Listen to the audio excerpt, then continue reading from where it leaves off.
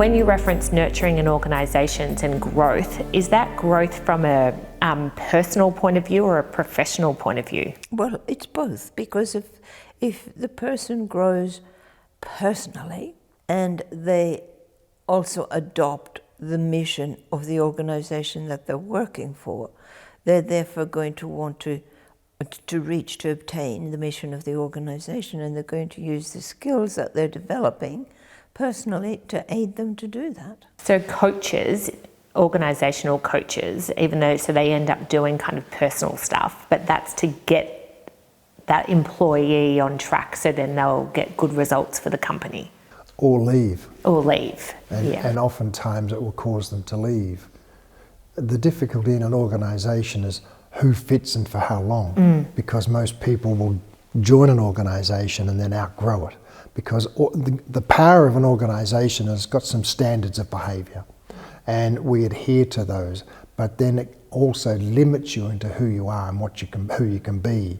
And if people have promise for an organisation, that is, they can do their function better, they receive help, but that help will oftentimes liberate them to say, this is not the right place for me. Indeed, where is? That's the problem. Then they keep moving. And the other problem in organisations, people go in and make a big difference in an organisation, and and in terms of values, and they move on, and then the values drop back.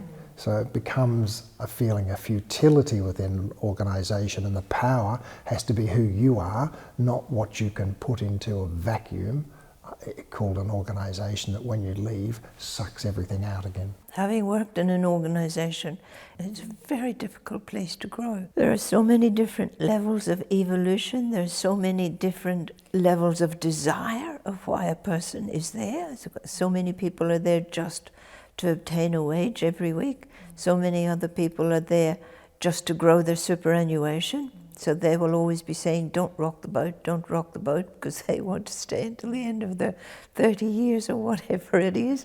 You know, they're immensely difficult places to survive.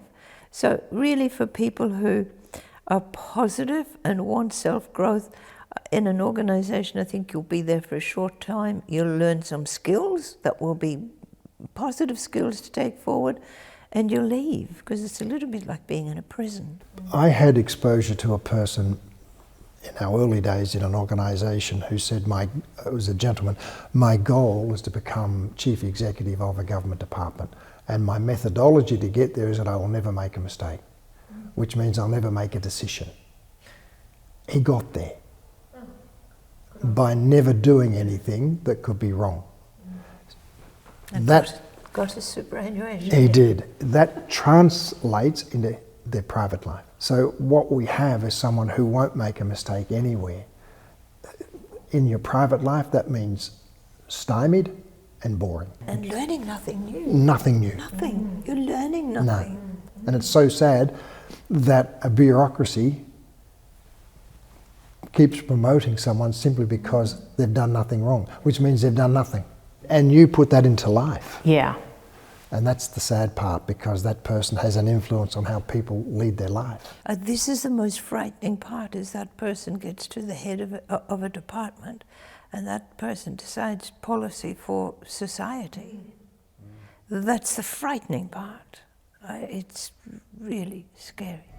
For more spiritual knowledge, remember to subscribe. If any of the information Ian and Pearl spoke about piqued your interest, make sure you like and comment on this video below. There's so much knowledge and advice being delivered from Spirit to you via this channel. Healing your physical and emotional pains will guide you towards a more loving and meaningful life. This is the Spiritual Renaissance.